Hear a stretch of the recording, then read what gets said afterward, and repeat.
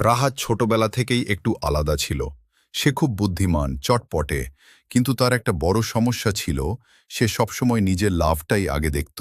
স্কুলে থাকতেই সে বন্ধুত্ব করত, কিন্তু শুধুমাত্র তখনই যখন কারো কাছ থেকে তার কিছু পাওয়ার থাকত। কারো নোট দরকার, রাহাত তখন খুব ভালো বন্ধু। পরীক্ষার সময় সাহায্য লাগবে, রাহাত পাশে থাকবে। কিন্তু যখন অন্য কেউ তার কাছে কিছু চাইত, তখন সে নানা অজুহাত দিত। সময় গড়ালো, রাহাত বড় হলো, কাজ পেল, শহরে ভালো একটা চাকরি করত। তার সহকর্মী ছিল নাবিলা, খুব সহজ সরল মেয়ে। নাবিলা সবাইকে সাহায্য করত, আর রাহাতও তার সাথে খুব ভালো ব্যবহার করত। একদিন অফিসে একটা বড় প্রজেক্ট এলো। বস বললেন যে এই প্রজেক্ট ভালোভাবে শেষ করতে পারবে তার প্রমোশন নিশ্চিত। রাহাত সুযোগটা দেখল। সে নাবিলার কাছে গিয়ে বলল, আমরা একসাথে কাজ করি, তাহলে কাজটা পারফেক্ট হবে। নাবিলা রাজি হয়ে গেল। দিনরাত পরিশ্রম করে প্রায় পুরো কাজটাই সে করে ফেলল। রাহাত পাশে ছিল, কিন্তু তার অবদান ছিল কম।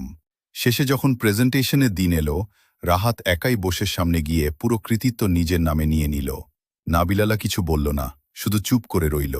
রাহাত প্রমোশন পেল, তার বেতন বাড়ল, সম্মান বাড়ল। কিন্তু সেই দিন থেকেই অফিসের সবাই একটু দূরে সরে যেতে লাগল। কেউ আর তাকে বিশ্বাস করত না। নাবিলাও ধীরে ধীরে তার সাথে কথা বলা বন্ধ করে দিল। কয়েক মাস পর রাহাতের জীবনে হঠাৎ একটা সমস্যা এলো। তার একটা ভুল সিদ্ধান্তের কারণে কোম্পানির বড় ক্ষতি হয়ে গেল। এবার সে সত্যিই বিপদে। সে এক এক করে সবার কাছে সাহায্য চাইতে লাগল। দোস্ত, একটু হেল্প করো না। কেউ এগিয়ে এলো না। শেষে সে নাবিলার কাছে গেল। অনেক আশা নিয়ে বলল, নাবিলা, তুমি তো জানো আমি কেমন, প্লিজ একটু সাহায্য করো। নাবিলা শান্তভাবে বলল, আমি জানি তুমি কেমন, আর সেই কারণেই আজ আমি কিছু করতে পারছি না। তুমি কখনো কারো পাশে দাঁড়াওনি, তাই আজ কেউ তোমার পাশে দাঁড়াচ্ছে না।